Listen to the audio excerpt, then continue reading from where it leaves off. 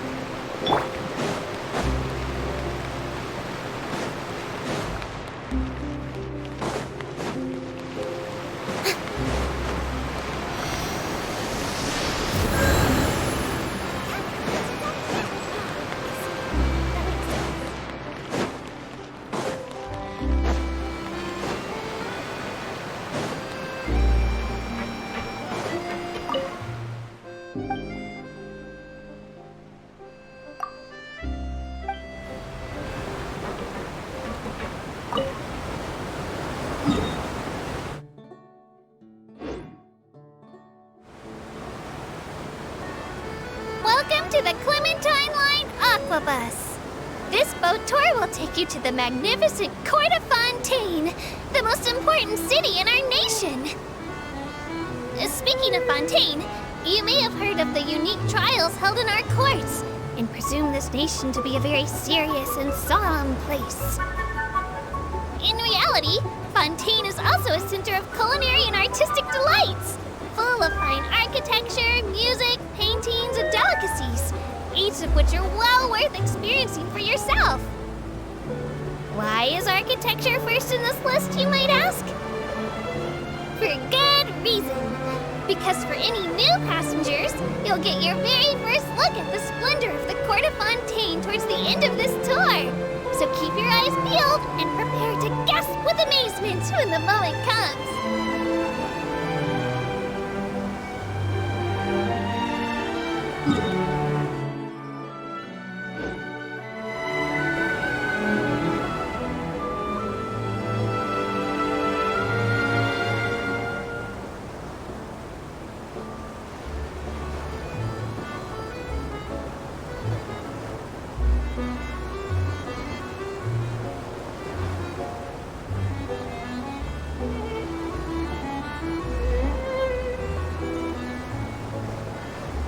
We're about to pass through Poisson Tunnel now. The Fontaine Research Institute used huge engineering devices to complete the boring work, vastly reducing the amount of manual labor required.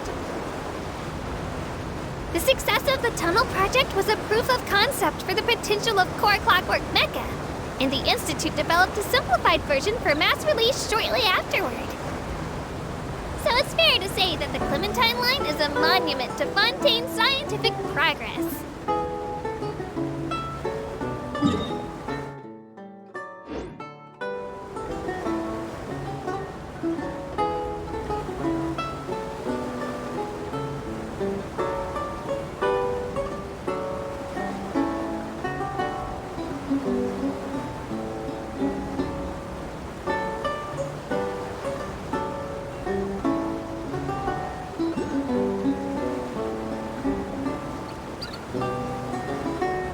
The boat is now entering Poisson Tunnel. Everyone should now be able to see the light from the aquabus more clearly. Beautiful, isn't it? It's It's very different from the fluorescent materials used in Sumeru, or the torches used in other countries. These are Fontaine-exclusive nightlights powered by indemnitium. Of course, indemnitium isn't just for such trivial uses as lighting. Indemnitium is a power source, capable not only of powering this tiny boat, but also meeting the daily energy demands of an entire city. Plus, it's completely safe.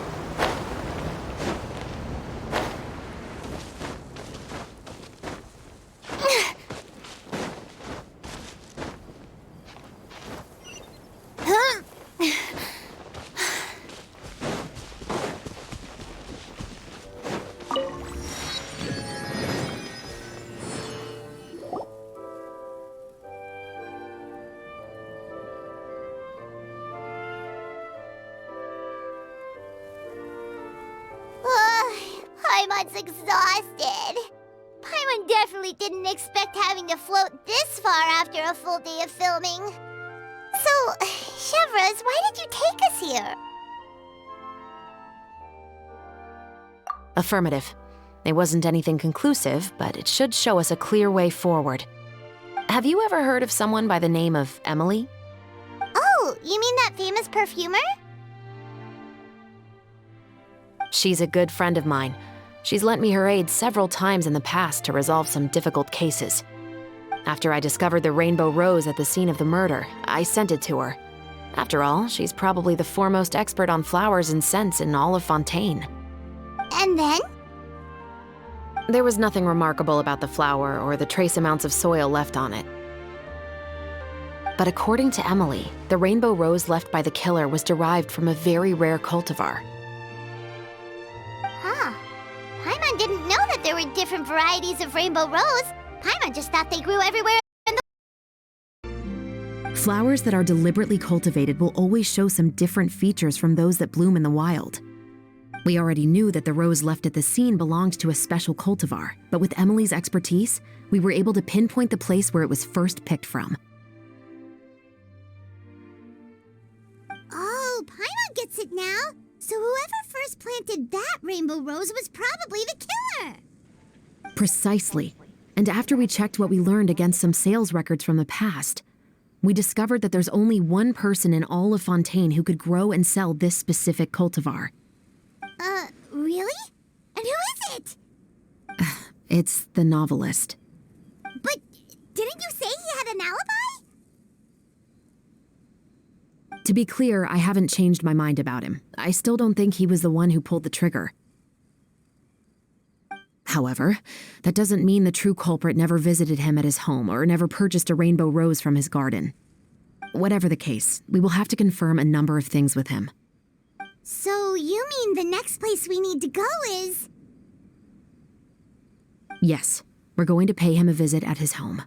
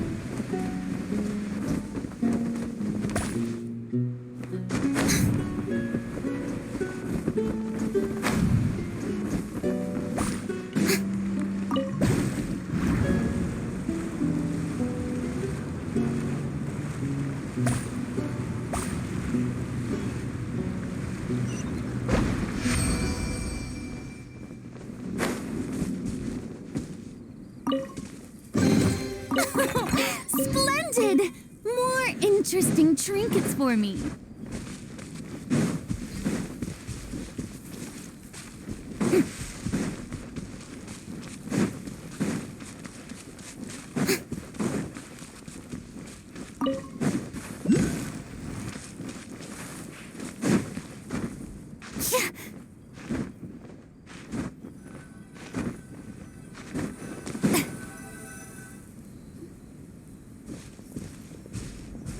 That should be his house. There are so many Gardamex stationed around the place.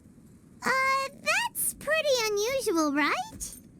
According to what he told me last time we spoke, he hired them so he won't be harassed or disturbed. So there are a lot of flowers in his garden, but Paimon doesn't think we'll be able to pick one without alerting the Gardamex. Right, which is exactly why I think there has to be a special connection between him and the killer. So, should we knock? Just wait here for now. I'd like to take care of a number of those Gardamex first. But they're so far away. How are you planning to do that? Don't forget, Paimon, I'm actually the real-life captain of the Musketeers.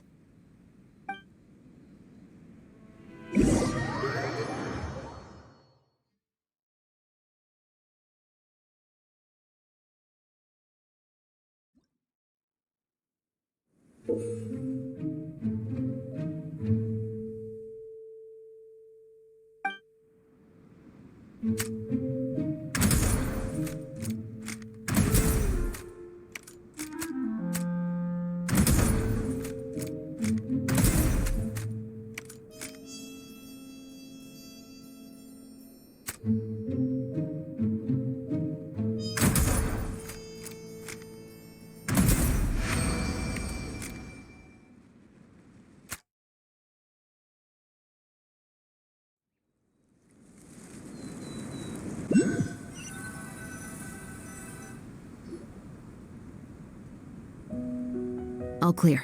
Let's go. Oh, wait! Paimon's a little nervous now that we know he could be the killer. Can we go over our plan of action again? I'll go knock on the door and make sure it's safe inside. Once we're sure that we're in the clear, I'll ask him to come with us for a quick round of questioning at the guard's headquarters.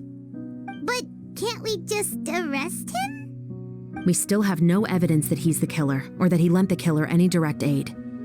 Still, it would be appreciated if you could pick a rainbow rose from his garden for me while I'm talking to him. It'll help the Marachose Phantom confirm Emily's theory. Sure, no problem. Just be careful, Chevres.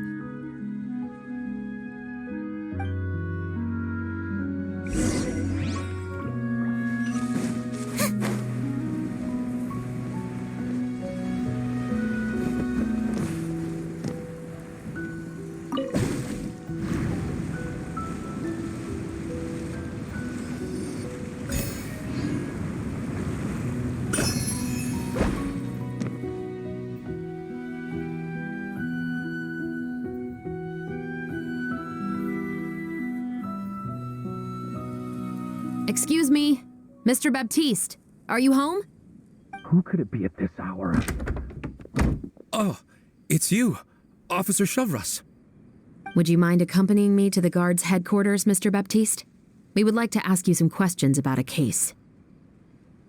Oh, is it still regarding the murder case from before? I cannot confirm or deny that at this time. So it is then. Listen, I need you to come with me, Mr. Baptiste. Miss Chevres, I'll save you the trouble. Oh, and you two over there? There's no need for you to pick my flowers either. It's not time for them to bloom yet. Oh! Okay.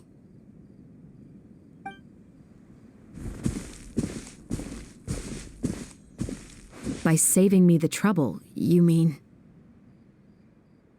I will confess, I was the killer. Huh? He just admitted he's guilty! Please relax, everyone. I'm not armed. The musket you're looking for has been buried in my backyard. Then it's my responsibility to inform you, Mr. Baptiste. that everything you say right now will be used as evidence for the inevitable trial. Yes, I am perfectly aware of that. I must say, I hate this feeling. Oh? Is it because I confessed? Or because you've been proven wrong? Both, I suppose. For the same reason as the one I wrote out in my novel, of course. I did it to exact revenge. I know you haven't figured out the link between the two of us. Had you done so, I'd have been taken away to the headquarters a long time ago. But that won't stop me from always remembering his grotesque face. After all, he was the one who killed my mother. Your mother is still healthy and well. You know, I was adopted as a child. I was referring to my birth mother. That was never recorded in the orphanage's records. Please forgive a 6-year-old child for concocting some lies to protect himself after watching his mother die right in front of him. So, your novel, it was like a record of your life? No, of course not. It was a work of fiction with many embellished parts. But I am indeed the illegitimate son of a wealthy and influential man who abused his power to murder my mother. That part was 100% real. But the man you killed didn't have a Mora to his name. He was a hired assassin, an irredeemable beast who sank his fangs into a defenseless woman just for a few bags of Mora. But if that's really the truth, you wouldn't be telling us any of this now. You still haven't managed to take revenge against your father, the true mastermind behind it all. I never thought I'd hear that kind of thing from the captain of the Special Security and Surveillance Patrol. I'm simply skeptical about your motives. It's simple, really. I've grown tired of everything and don't want to shoulder this burden anymore. You may have considered me too soft to pull the trigger. Well, as it turns out, you are exactly right. I've become overwhelmed by the aftermath of the murder. So you're going to call a stop to your revenge, just like that? The true mastermind is too rich and too powerful for me. I've accepted that I will never be able to avenge my mother alone. And so what? The characters in your book never gave up. Now, Officer Shavras, I'm the one who has killed a man, aren't I? Are you trying to convince me to commit another crime? What's your father's name? How do you plan to prove the veracity of all of your claims? Well, I'd like to speak with you privately. Sure. Why don't we speak privately at the guard's headquarters? No, it has to be here. I must ensure that we won't be overheard. Fine. Let's talk here. When I said won't be overheard, I meant by anyone. I would like to speak with you and you alone.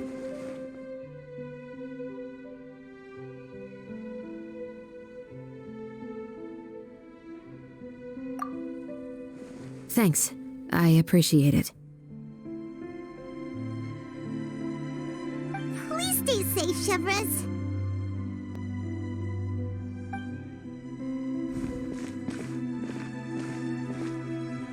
All right. Let's hear it. Will you really believe what I'm about to say? Well, that depends on what you're going to tell me. Fair enough. Fair enough. Then listen closely.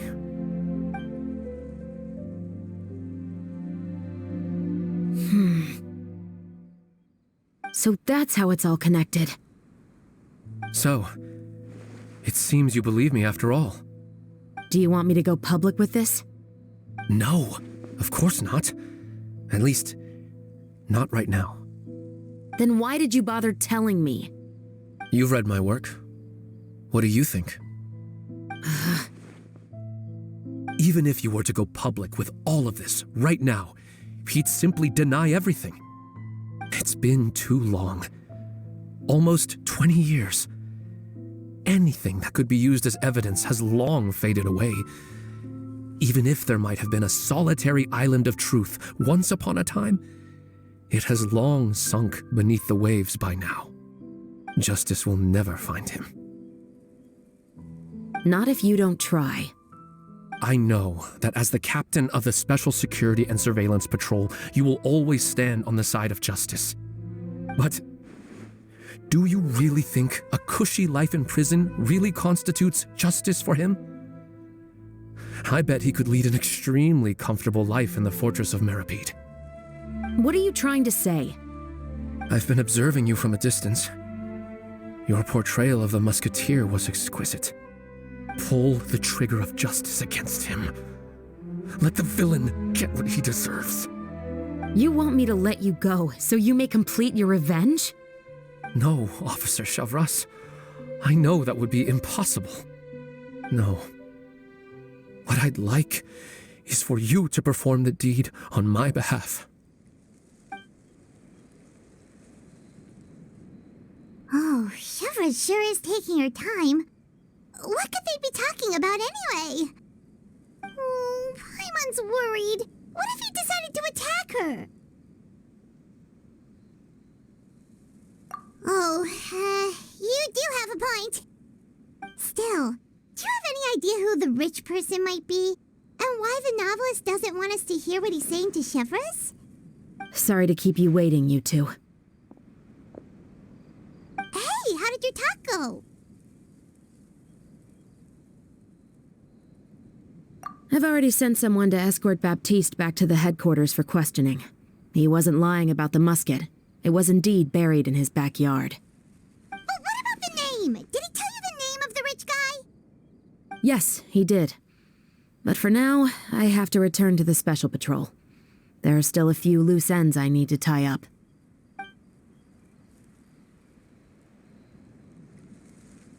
I'll probably be quite busy over the next few days, so apologies if you don't see me on set.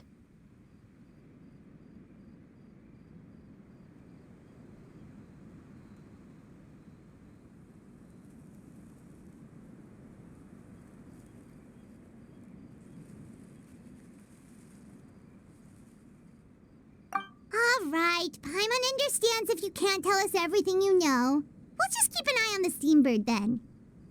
Actually, there's still something else I need your help with.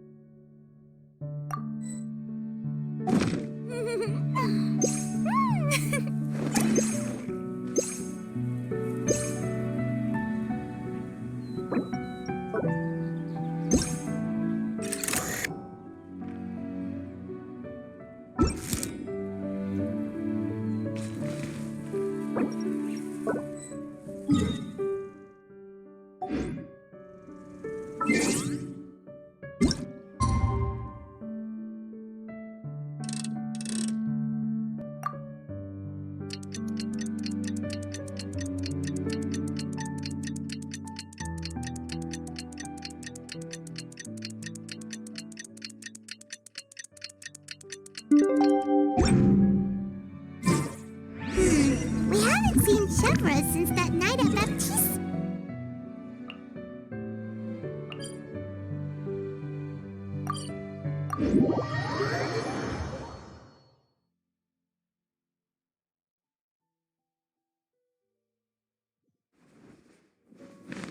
Well, guess there's no point in worrying about it now. Let's go join up with the others.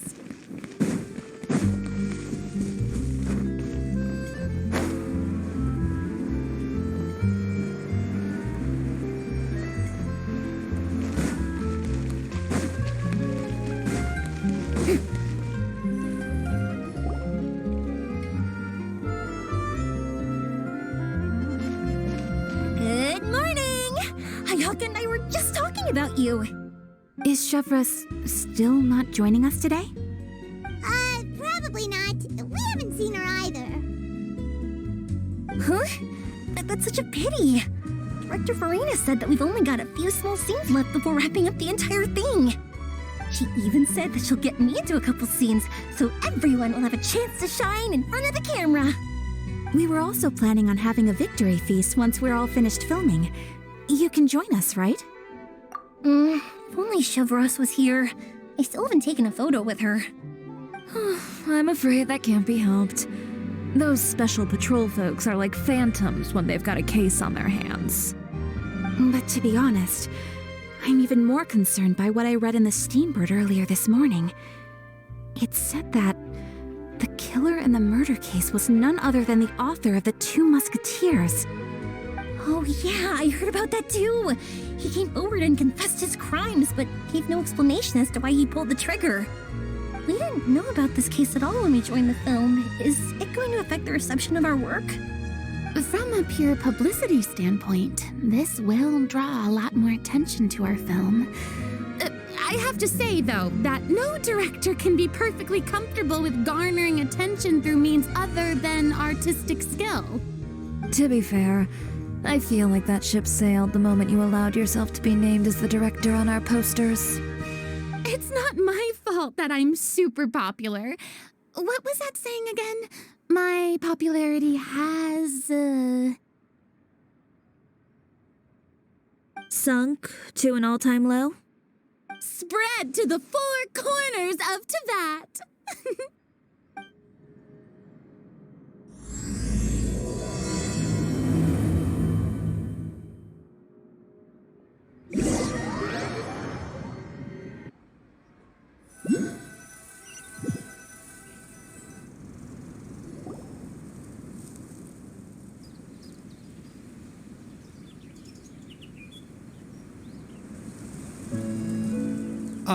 Excuse me, everyone.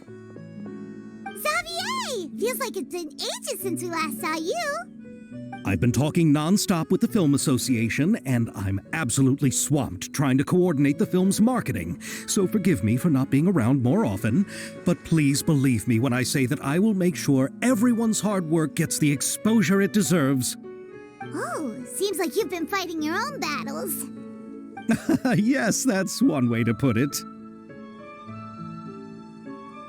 Oh, and before we begin the final round of filming, please allow me to finally introduce you to the original investor of our film, Mr. Morris. A pleasure to meet you all. Yes, glad to make your acquaintance, Mr. Morris. We've heard about the issues you've encountered with your financial situation, and genuinely hope that things have taken a turn for the better. Oh, well, the situation has indeed improved somewhat. Don't worry, Mr. Morris. Accidents and last-minute challenges happen all the time. There's no need to blame yourself over it. The good news is that we're almost done filming now, and I would even say that this is the best story I've ever seen. Is that so? I see, that's great news. All right, now that we've gotten all the pleasantries out of the way, let's get this show on the road. We'll mostly be filming typical people and scenery from the streets today to improve the sense of environmental ambiance in some parts of the film. Oh, and there'll be a cameo for Mr. Kamisato and Miss Yoimiya as well. They'll be used to show outsider perspectives on the fates of the Two Musketeers. That's right. Ayato should be here any minute. Excellent! Then let's start with the scenery shots. camera and clapper loader, you're up. Yep, we'll be ready. Remember, all we need are some wide zoom shots of the streets. If you happen to find some particularly lovely patches of flowers and grass, feel free to grab some close-ups of those as well. Ready? Lights! Camera! Action! Okay, now move the camera slowly. Try to focus on that flower. What's wrong? Just adjust the focal length a bit. Something the matter? But wasn't it working fine for all the days before? Veronique, can we try a different camera? No problem. How about this one? All right, let's give it another try. Lights! Camera! Action!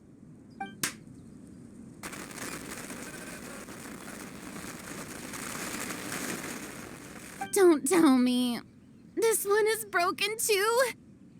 Veronique, do we have any other spare ones we can use? I'm afraid we only brought these two today. What? Then go find a workshop to get them repaired right away. Oh, and you too, Bono. Go find our spare camera in the warehouse and bring it back to the set. On it. Greetings, everyone. My apologies for the delay. Is something the matter, Ayaka? It seems like there are some issues with the filming equipment today. We're stuck for the moment. I see. Well, let's not just stand here twiddling our thumbs. Actors, to the makeup booth. We'll start on the next scene as soon as we get a working camera. The people at the workshop told me that the part which holds the lens in place seemed to have fallen off. That's super strange. It was perfectly fine just yesterday. Well, no time to dwell on that now. Let's get back to filming.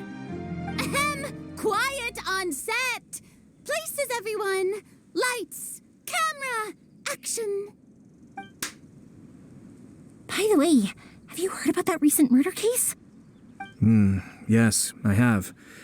It seems that they've caused quite the commotion in the city. I heard that the chief of the guards is so mad about not catching the culprit that he's about to explode. Oh? I find that quite hard to imagine, considering how he already looks most days. Director, we have a problem. Oh, we're in the middle of a take! Couldn't you wait until we wrapped up this scene? No, Director, our film, all the finalized film that we've been keeping in the case has disappeared. Oh, wait, well, what did you say? Mr. Bono, please take me to where the film was kept right away. I'm coming too. No, Yoimiya, you have to stay here. Oh. Okay, listen up. Everyone who's not working on this current scene can go with Bono to look for the film. Everyone else, stay put and wrap up the scene. Unbelievable. How could all these problems happen in just one day?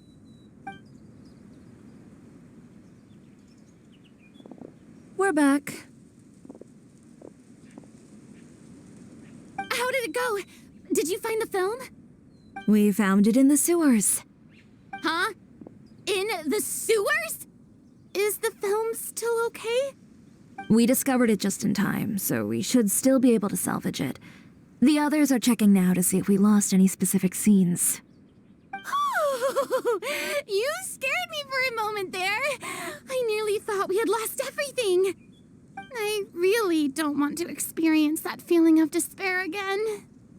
Okay, but who could have stolen the film and dumped it there? Could it be some competitors working on other films? But if they wanted to harass us, why wait until the last day? Okay, we don't have time to really look into it right now. Let's strike while the iron is still hot and wrap this thing up once and for all. Yeah, let's finish it.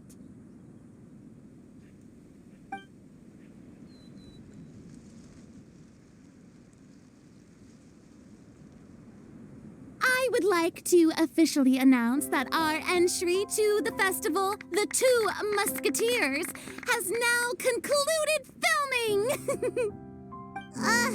Paimon is spent. It's so late already.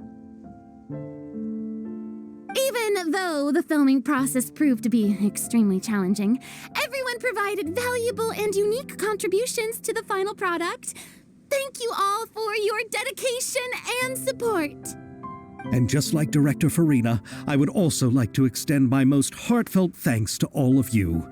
Really, you've all helped me so much. All right. Let's save the awards speech for later and hopefully also get some rehearsals in before the real thing. Anyway, now it's time to party! Let's all make our way to the beach and have a celebration feast so loud and fun that even the blubber beast will want in. Party, party! Paimon wants to party!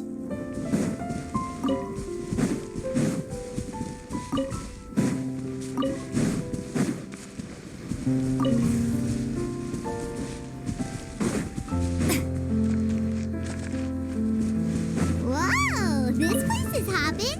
Everyone's finally getting to relax after wrapping up the film. Let's go chat with someone.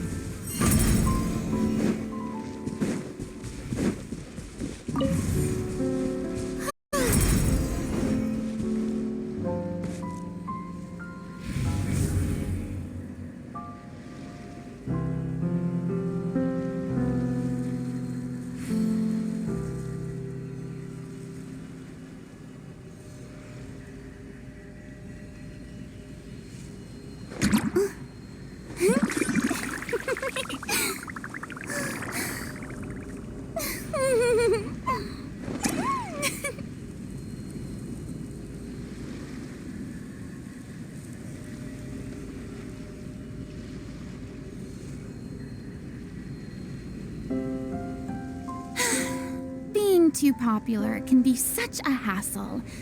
Who knew the people would adore me so much?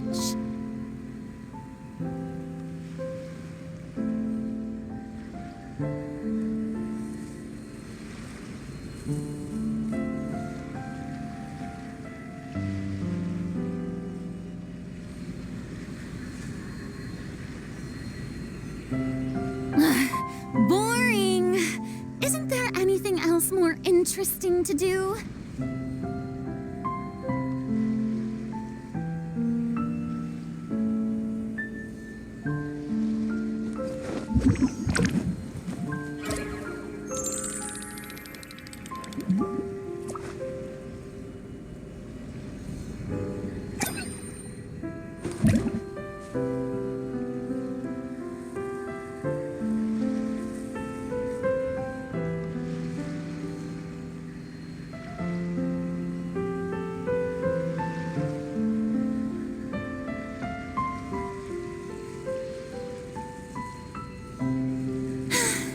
Being too popular can be such a hassle. Who knew the people would adore me so much?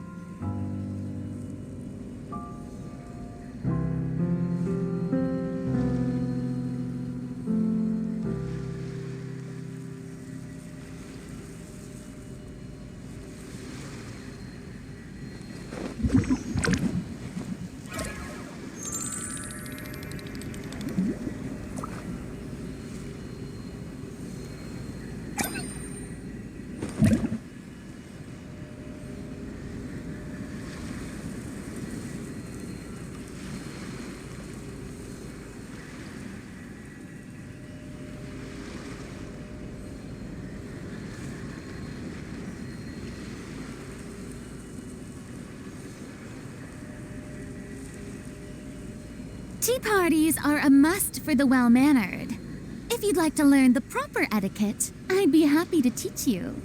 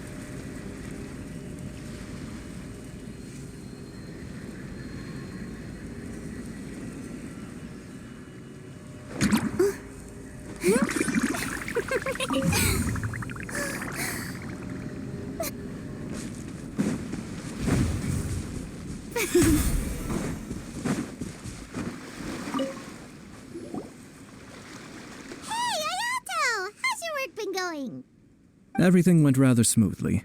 Thank you for your concern. Ayato told me that we've already confirmed the dates for some Inazuma Fontaine cultural exchange events. So the next time we visit, we'll be doing so in our capacities as the representatives of the Yashiro Commission. Oh, that's great! Then maybe Paimon will be able to find Fontaine detective novels in Inazuma from now on! Oh, wait. Wouldn't Yaimiko get upset if that happens? That would be stealing some of her business. You've got a point. She's always complaining that light novels have become bland and too predictable after all. The cultural exchange won't only feature literatures of both nations, of course. We have also made plans for cross-cultural engagements in the fields of gourmet cuisine, toy making, and artisan craftsmanship. Whoa! Paimon's getting super excited now! When the time comes, be sure to visit and participate in all the events.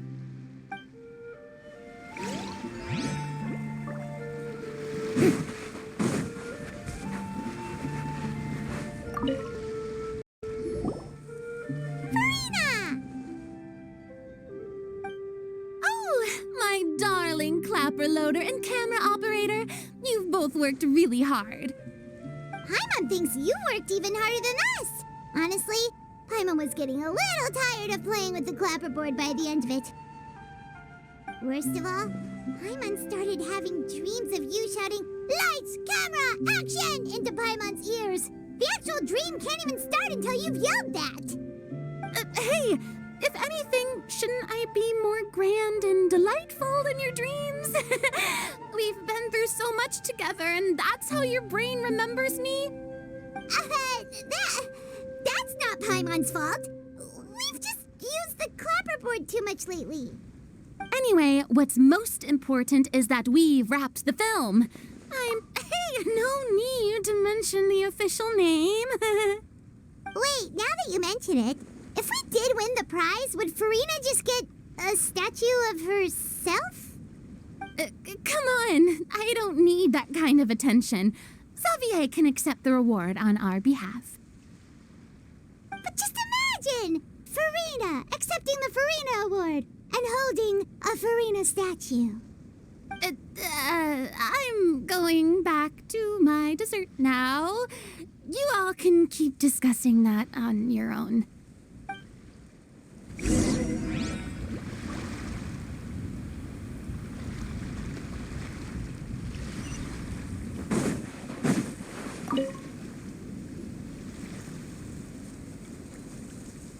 Chiori! Hey, you two. Are you not really into these kinds of big social occasions? Not particularly. But this is still better than Fontaine Fashion Week.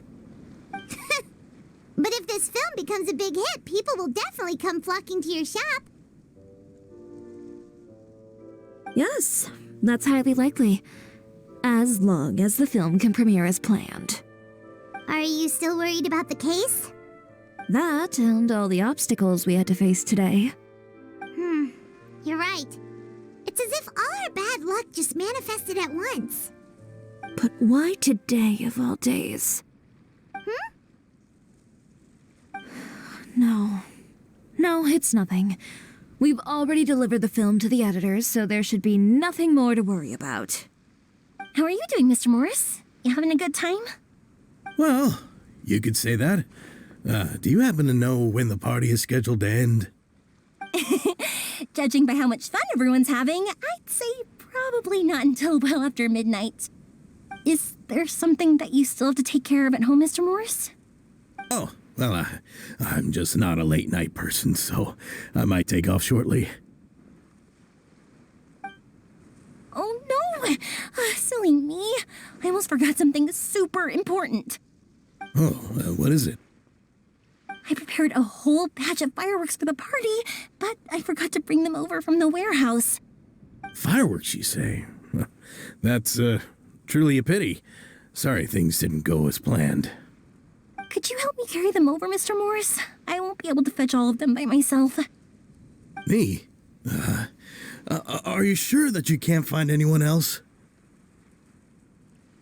I just wanted to make this a surprise for everyone. The warehouse isn't far from here. We'll be there in no time. Pretty please, Mr. Morris. These are some of the best fireworks I've ever made. So I also want you to see them before you leave. They're stunning. I promise that they'll be a once-in-a-lifetime experience that you'll never forget. But... It's okay. Just come with me. If we're sneaky enough, nobody else will see us leaving. All right.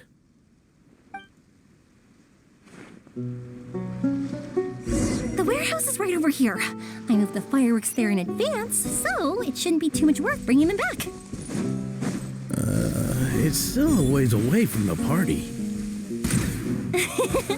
Sorry about that, Mr. Morris. It's probably because I'm used to carrying fireworks all the time, so it doesn't feel like a lot of work to me.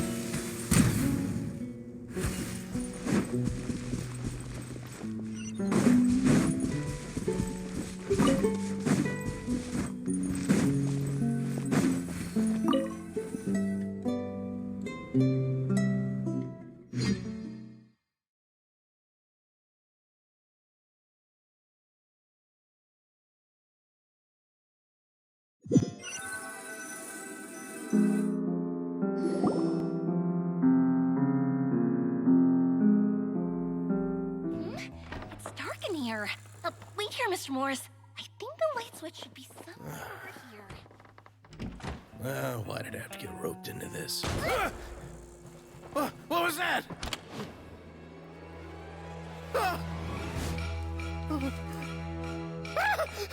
Who's there? Get me out! Get me out of here!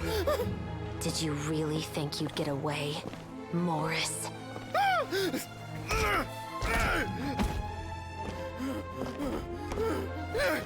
You've got the wrong guy. It wasn't me. I'm not the killer. You know, Eliza died a far more heroic death than this. She fought your assassin to the end, to save the children she had hidden beneath the floorboards.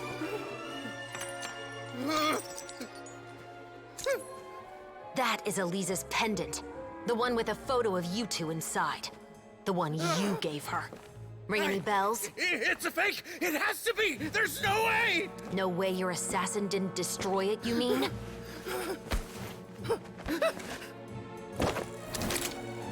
Did you ever love her, Morris? Or was killing her always the plan? No, please. Listen to me. I told Eliza to keep us a secret. I paid her plenty for her silence. I never thought she'd keep the child. Everything was gonna come out, and I had no choice. She forced my hand.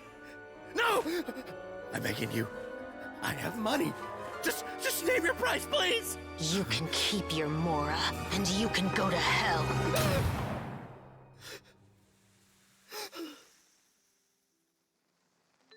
I'm Captain Shovraz of the Special Patrol. Morris, you're under arrest for Eliza's murder. Huh?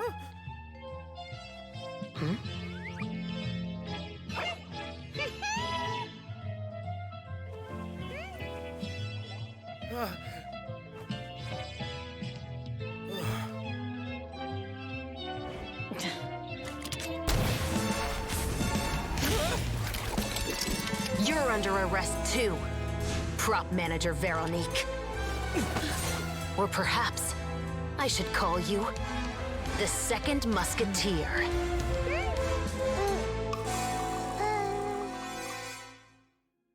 Wait, what's going on? This wasn't in the script. Drop the gun, Veronique. Why? Why would you keep me from exacting revenge on this heartless monster? Drop your weapon. This is my final warning.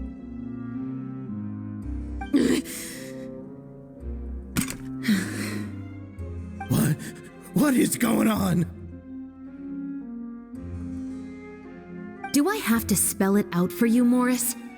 Everything that took place just now was staged to get you to confess the truth. But this last part is all improv, of course.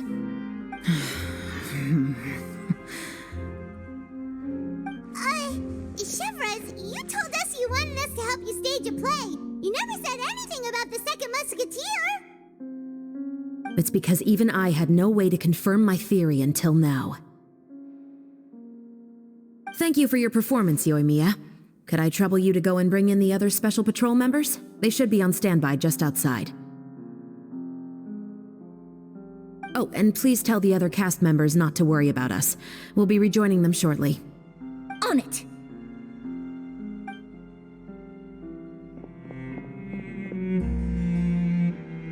So what do you think, Morris? Care to talk about what happened 20 years ago? My patience is limited, you know. Don't force me to take you back to the interrogation room. I'd wager that you wouldn't last for more than a minute in there.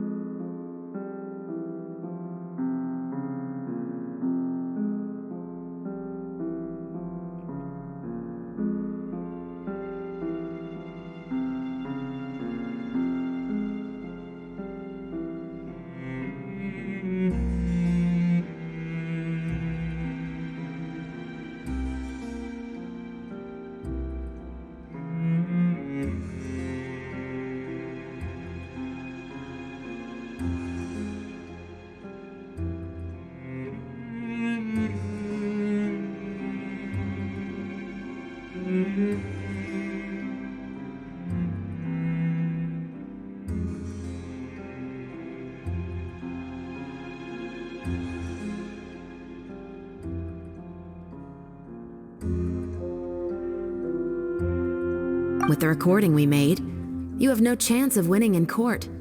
Cooperating with us now is the most practical move. All right. I'll talk. I hired an assassin to murder Elisa. She once worked as a maid on my family's estate. She was very beautiful, and after some time I fell for her. We kept our relationship a secret and carried out an affair for some time, but it wasn't long before she became pregnant. And if my parents ever found out, they would have stripped me of my inheritance and status, driven me out of my home. I also didn't expect Elisa to insist on bringing the pregnancy to term. She even asked me to leave my family and travel far, far away with her. She believed that you were truly in love with her. I didn't have a choice. I gave her a large sum of mora, told her to leave the family and to get rid of the baby. But then years later, she sent me a letter. There were photos of 2 children, and she even asked if I could find some time to visit them. Huh? 2 children? Paimon thought Baptiste was the only... you mean... Even if she had the children against your will, you could have just ignored the letter entirely. Why kill her? I had just gotten engaged to be married to an heiress from another wealthy family. So if anyone were to find out about Elisa, my life would be completely ruined. I didn't have a choice. No, you always had a choice. You just made the wrong choice. Again. Do you know how it feels to watch your mother be killed right in front of you? My brother and I were hardly even school age yet. We were hidden beneath the floorboards, grasping each other's hands like a lifeline. We were so terrified that we didn't even know we could ever take a breath. All we could do was to watch Mother try to fight back, and then collapse to the floor. Even after the assassin left, we were still too terrified to leave our hiding spot. We thought that he might come back. It was only until the next evening when we finally climbed out and gathered around our mother. But she had already become cold and stiff to the touch. You made up your mind right then and there to bring this case to light. Not only that, we resolved to get our revenge. And that's why you became the Musketeers. No, that's why I became a musketeer. The man from before was also killed by me. My brother had nothing to do with it. I figured as much. You did? I once told these two that he didn't look like a killer to me. His confession from that night also rubbed me the wrong way. I think what really tipped me off was, how could I not feel a sense of regret in him? Huh? He confessed faster than any criminal I've ever met, but he didn't say a single word about you. He insisted that he was the sole perpetrator in the case. But after the questioning ended, I disassembled the musket we dug up from his backyard, put it in front of him, and told him to reassemble it. Wanna guess how far he got?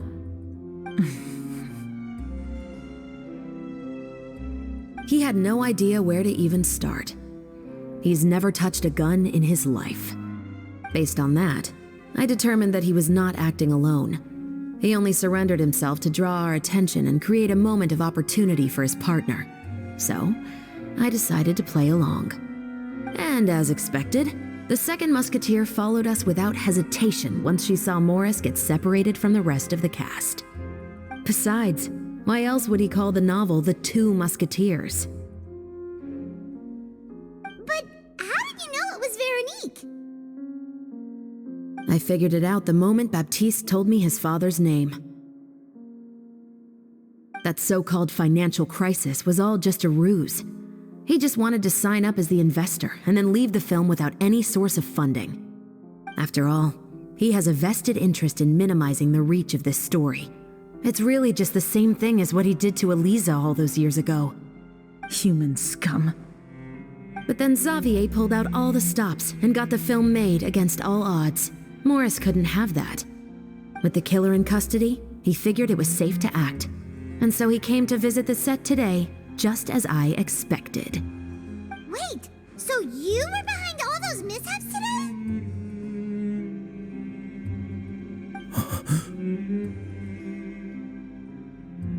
As for the identity of the second musketeer, I assumed they'd probably stay close to Morris and look for an opening. And if they already knew that Morris was the film's investor, then that narrowed the list of potential suspects as well. Furthermore, being the props manager would allow the culprit to avoid scrutiny by purchasing mechanical parts in the name of the crew. With that hypothesis in mind, I went back to check Baptiste's orphanage adoption records. Guess whose name I saw on the same page, just a few lines from his.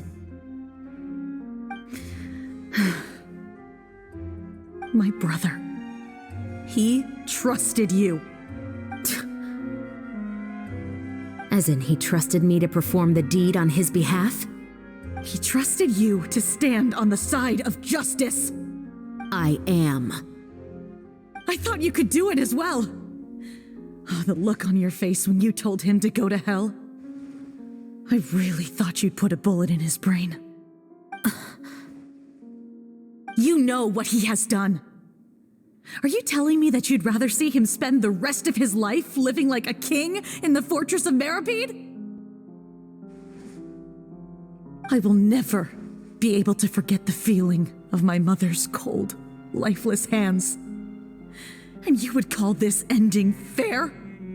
Is this what you call justice? I won't lie, Veronique. I did hesitate when your brother first told me about the truth. I wondered. I agonized over whether I should really put a bullet in his head. So why don't you? Because that should never be how justice is carried out in this world. Perhaps, to you, justice is simply reciprocated, an eye for an eye and a life for a life. But everyone has their own understanding of justice. If everyone were to pursue their own definition of it, there would be no more order in this world. Today, you'll kill Morris, and tomorrow, his children may come for you. The world cannot render judgments based on a desire for revenge. That will only lead to a cycle of revenge, as well as the destruction of order and civilized society. Fontaine is founded on a set of laws and a standardized code of justice. That is why we are the nation of justice. But with all that said, I will promise you this. Morris will not lead a cushy life in the fortress of Meripede. Chevreuse, the rest of the special patrol is here. Thank you so much, Yoimiya. Letelier, Terena, please take them away.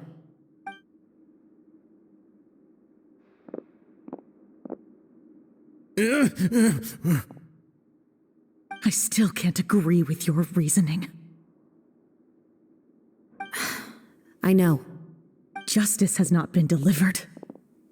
At least, not today.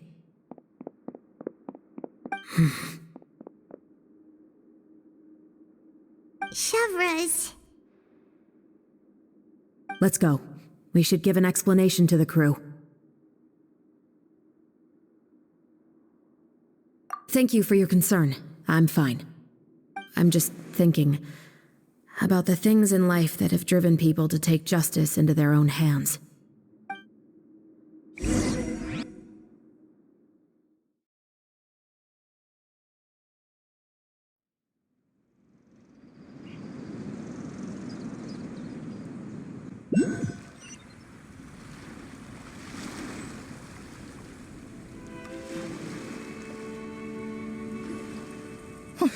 Who would have thought Morris would turn out to be... I'm at a loss of words. How could he have done something like this? I'm just glad that you're all safe and sound. Who knew that such a labyrinth of cases would be behind this story? Well, what should we do now? We have a finished film, of course, but should we still go ahead with the premiere? What do you mean? Shouldn't you be even more motivated to spread the word now that you've learned the truth? Giori is right. I'd also like more people to see this story for themselves. But the real ending of the story seems to have deviated somewhat from the one in the script. Is that still acceptable to you, Miss Chevreuse? The call is yours. We still have time to reshoot an ending if that's what you'd like. No, it's fine as is. I like what we have for the catharsis. Romanticism is what gives works of art their appeal. Fiction is able to explore means of restitution that could never work in real life. Just like the real world, the world of stories also has its own set of rules and justice. These different possibilities are what initially drew me to reading in the first place. Sounds good to me. I support your decision. What about Veronique? Will she be okay? She will soon face her judgment alongside her brother and Morris. If I had to guess, they'll probably all be sent to the fortress of Meripede. I'll make sure to give Risley a heads up about it. Oh, you mean that kind of heads up? Exactly. Ahem. All right, then the matter's settled.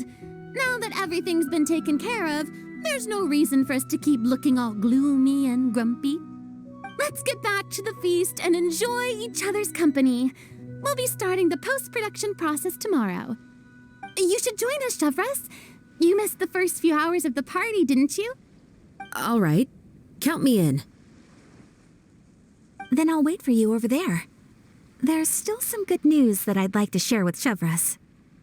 Traveler, Paimon, could you wait for me by the sea after the party ends? I'd like to go on a brief walk with the two of you. Thank you very much.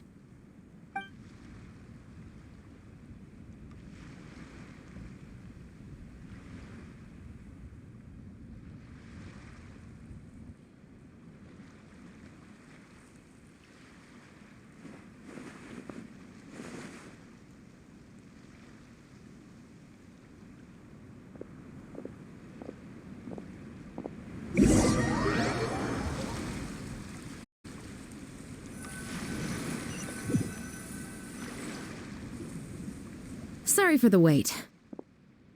Oh, we weren't waiting long at all. Is there something else you wanted to tell us? No, I don't have anything new to share. I just felt that since you were my investigation partners, I should have another conversation with the two of you. Traveler, how would you have responded to Baptiste's request if you were in my shoes? When I was young, my father often took me here to swim. We'd come rain or shine, even when it was freezing cold. He told me that swimming was the best activity to train one's strength of will. You could never give up before reaching the shore, especially when the water was cold. Oh? Why's that? Because the moment you give up would be the moment you die. At that point, I still hadn't received my vision. One winter, the chilly wind felt almost like knives on my skin, and the seawater was so frigid that it numbed my toes the moment I stepped in. I cried and begged my father to spare me from having to swim across, but he wouldn't listen. He used to be a member of the Special Patrol as well. You could say it was his way of educating his children. That sounds awful. When he saw that I wouldn't stop crying, he just picked me up and tossed me into the icy water. The bone-chilling cold took away my senses. I couldn't feel anything but fear and rage. I waited for my father to save me, but one look and I knew he'd already started swimming for the opposite shore. I realized that if I were to give up, I really would die right then and there. I used all of my strength to try and catch up to my father. Those few minutes felt longer than my whole life up until that point. I did, however, make it to the other side. I've never felt afraid about anything in my life after that, nor have I ever cried again. That way of teaching would have never worked on Paimon. Yeah, I don't think that was the right method for anyone. It's just that, working now as I am in the pursuit of justice, I still sometimes feel like I've been tossed into that winter sea all over again. The anger and the helplessness. Chevres. But the worse I feel, the more I know to never give up. The alternative would be to forever lose myself among the waves. Anyway, how about a race? Neither of us will drown, but we can still see who swims faster. You guys go ahead. Paimon will grab the clapperboard to mark the start of the race.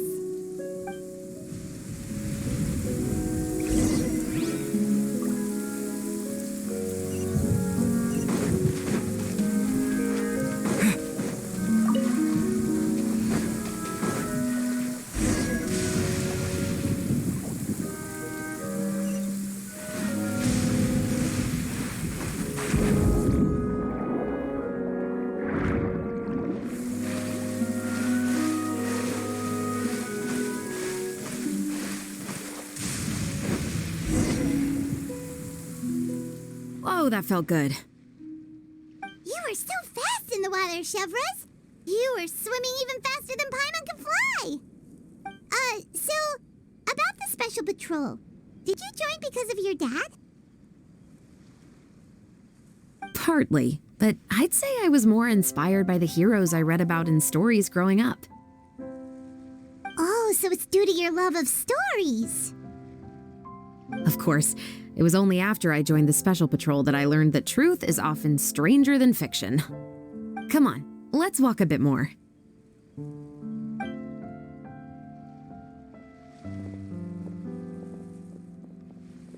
To be honest, I do sometimes question whether the decisions I make are the right ones. But I know that no matter what, I must keep swimming. Because the only thing I've got my eyes on is the shore in the distance.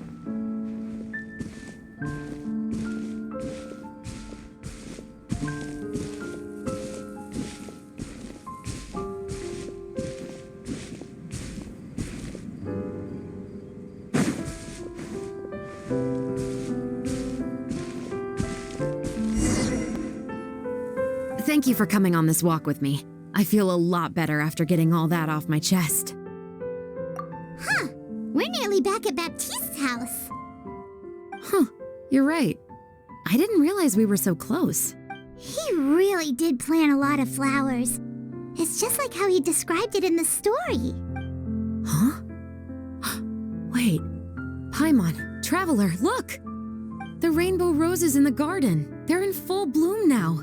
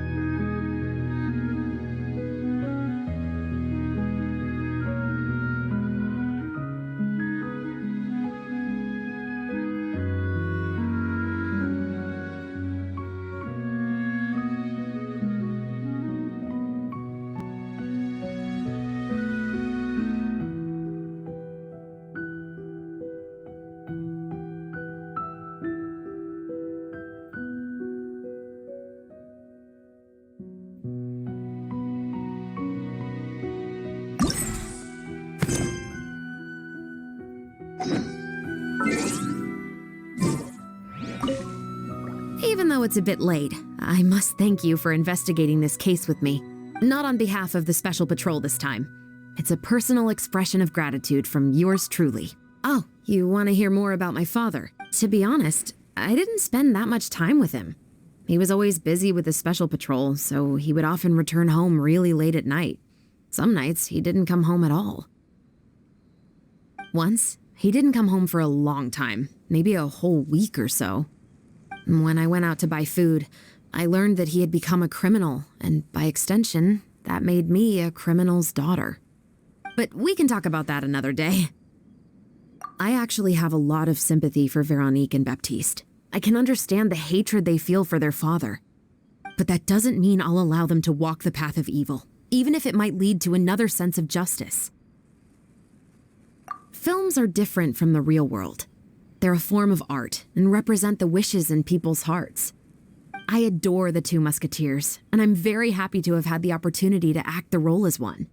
I can't wait to catch the film when it premieres in the Opera House. I'm looking forward to seeing the audience's reaction to the climactic ending. Thank you for looking out for me. I'll see you at the award ceremony.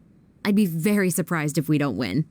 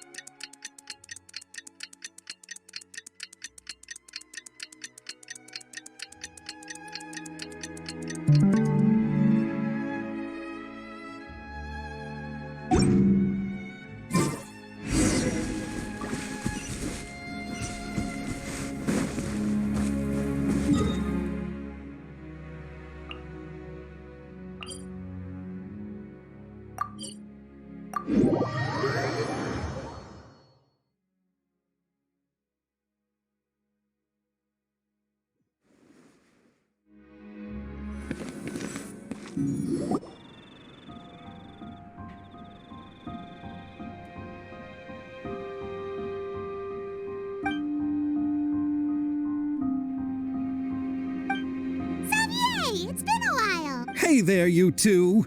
Sorry I've been scarce. I've been buried in marketing and preparing the film for release ever since we wrapped post-production. The award ceremony is today, right? Paimon wonders if we'll win the Farina Award.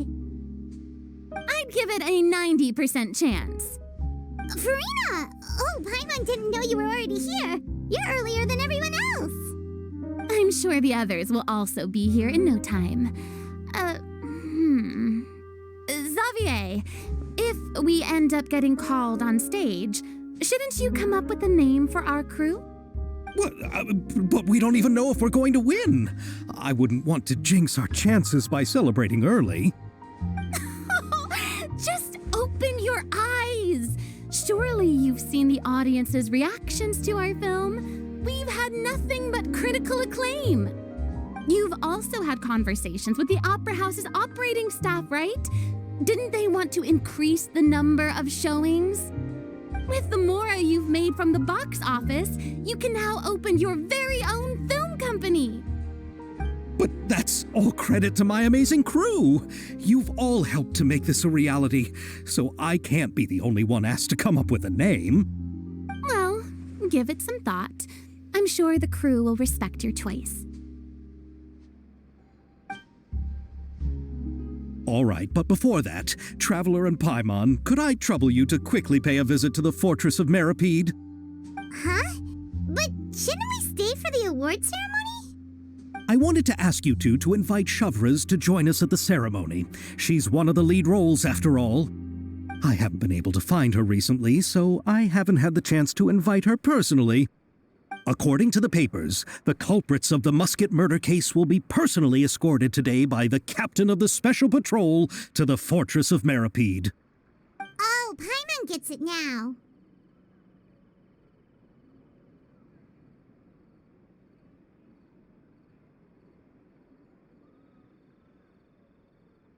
Yep, just wait here, Xavier, and maybe try to come up with a few snappy-sounding names.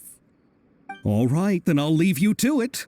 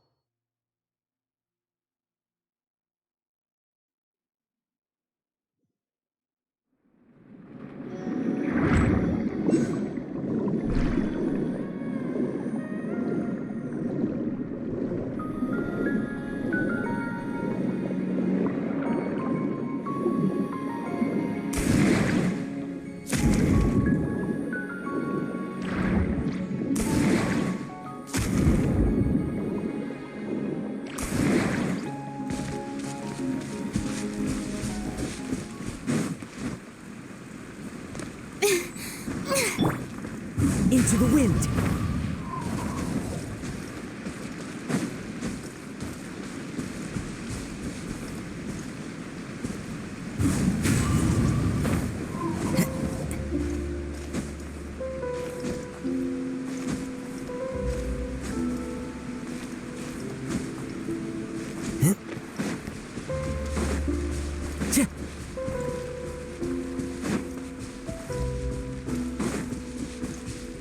Time to go.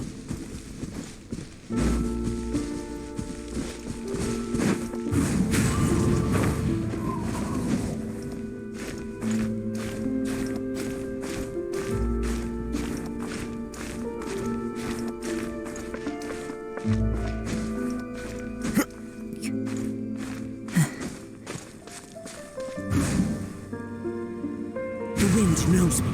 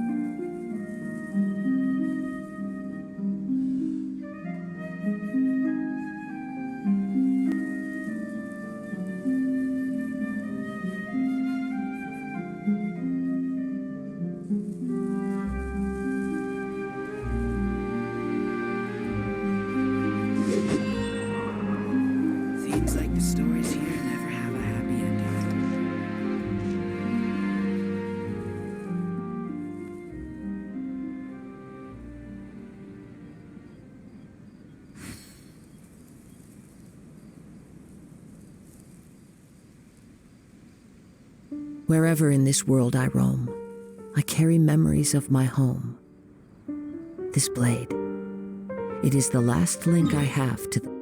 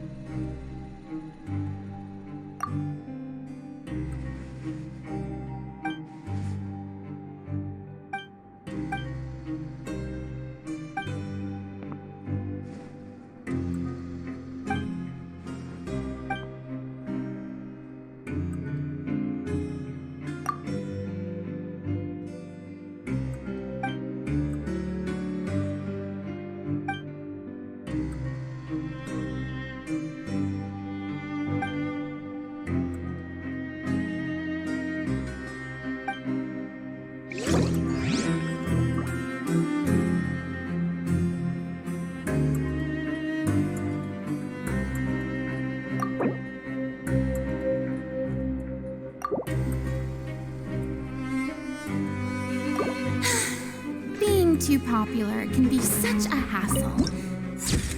Who knew the people would adore me so much?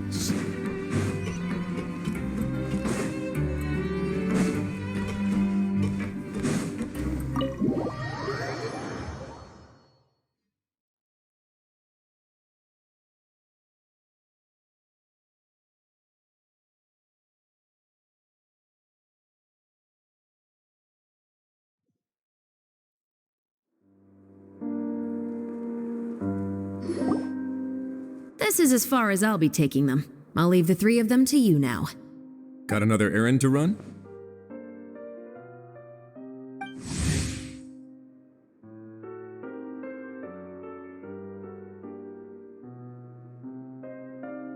Something like that. I'm expected at a party. Now that's something you don't hear every day. Found a new pastime? No, it's just a special occasion. Shavras! Risley! Festivals really do bring people together. It's been a while since I last had so many visitors at the Fortress of Meripede. Call it the festival spirit, I guess. Yeah, you could say that. Even our head nurse has gotten herself all worked up preparing super deluxe nutritious shakes. Just one gulp and you'll have met all your nutrition needs. Were you talking about work just now? We've already finished discussing everything. So, what do you think about my heads up, Mr. Risley?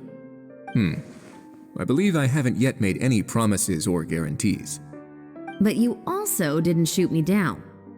Here, how about this? You could give everyone a copy of the newspaper. Perhaps on the day when the cover story happens to, oh, I don't know, expose a certain someone's misdeeds from 20 years ago? I suppose then a certain someone may soon find himself the most unlucky person in the Fortress of Meripede. While another two people will soon be hailed as heroes.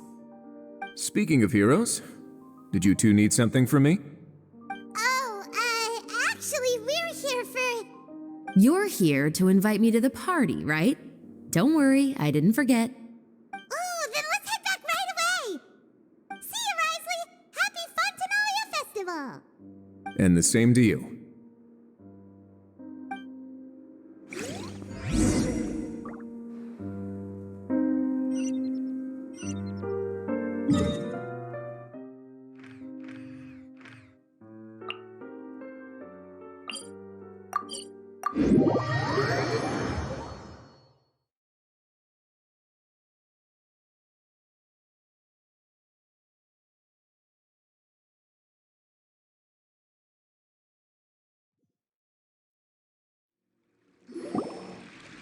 And the winner of the Farina Award for the first Fontanalia Film Festival is... The Two Musketeers!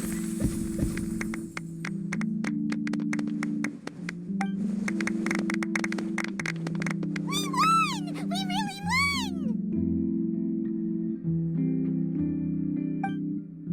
Congratulations, Mr. Xavier. We won? I can't believe it! I really can't thank all of you enough! See? My takes on Fontaine's entertainment industry have never been wrong.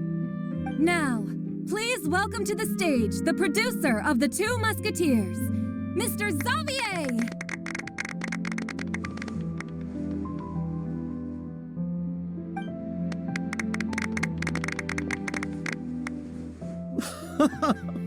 Thank you. Thank you all so much for your recognition and support. While I'm up here, I would love to give special thanks to... Time really flies, huh? It certainly feels that way. It feels like it was only yesterday when you were teaching me to hold a musket. Will you come back to Fontaine again? Of course. I'm very fond of this city. There are so many novel and interesting things that it's been hard to keep track of them all. But how about you? Would you be interested in visiting Inazuma? I can't say the thought has crossed my mind before, but I'd be willing to consider it now. I will be eagerly awaiting your visit. It would be wonderful if you could visit my home and enjoy a taste of our tea and desserts. Yeah, let's keep in touch. Did you accomplish all you came here for? Yes. And you should visit Inazuma again sometime. How has Ogura and her business been? To my knowledge, she's doing quite well. Tell her I said hi. I certainly will. I heard the thunderstorm has stopped. Yes, and the war has also been brought to an end. Peace and prosperity has returned to the islands. I quite like the sound of that. Perfect for hanging textiles out to dry. I'd like to offer my thanks again to the entire cast and crew. Without you, I would have never completed this film, much less had the opportunity to be standing on this stage. With the support of my entire crew, I would like to officially announce our film company, Musketeer Pictures. Woohoo! That has a really nice ring to it. Then in that case, let's please welcome all the members of Musketeer Pictures onto the stage for a commemorative photo. Oh, Paimon didn't know we'd also be taking pictures. Director Farina, I believe you are the most deserving person to raise this trophy. Huh? No. There's no need. It's so embarrassing. It's an honor the director deserves. Yes, I agree.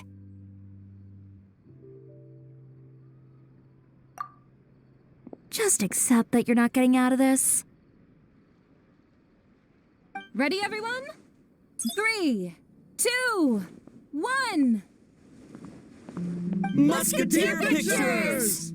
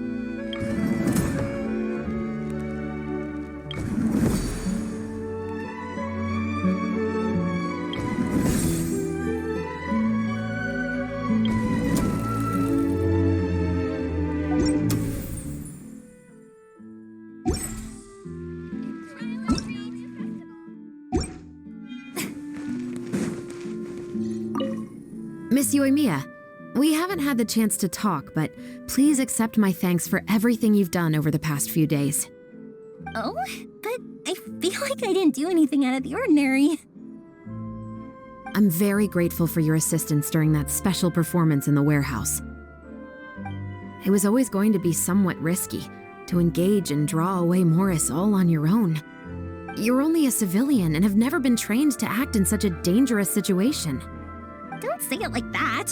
As the director's assistant, it was my duty to help out the crew however I could. It was an honor to help you solve the case. I have to admit, though, my heart was thumping super hard the entire time I was laying on the ground. I was scared that everyone would notice. You did great. Oh, and before I forget, if you ever visit Inazuma, please come and pay a visit to Naganohara Fireworks. I'll make some fireworks for you. I even know what shape I'd make. I'm guessing a musket. Telling you now would ruin the surprise. If you really want to see it, just come and visit me.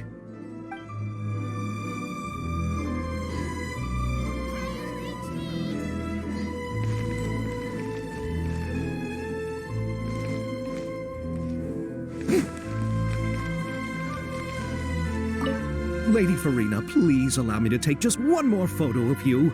I would also love to get your autograph, just as a memento of our time together on the crew.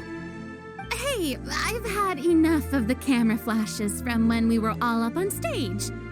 But, Lady Farina, you are the best director I've ever met!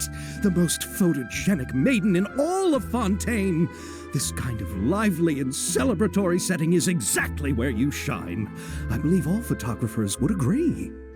Come, the brightest star of our land! Show us your light! The camera is waiting to sing praises of your beauty! Well, I'm flattered, but... All right. I'll humor you and try a few more different poses. But I don't have to hold the trophy, right? Of course. You may pose however you like. Thank you so much. Thank you so much. By the heavens, my luck has been beyond belief. I'm having a hard time coming to terms with it now. Oh.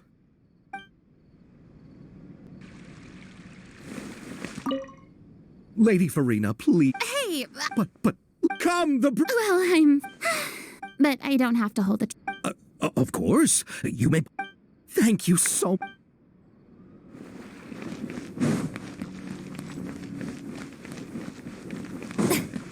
Trial or treat?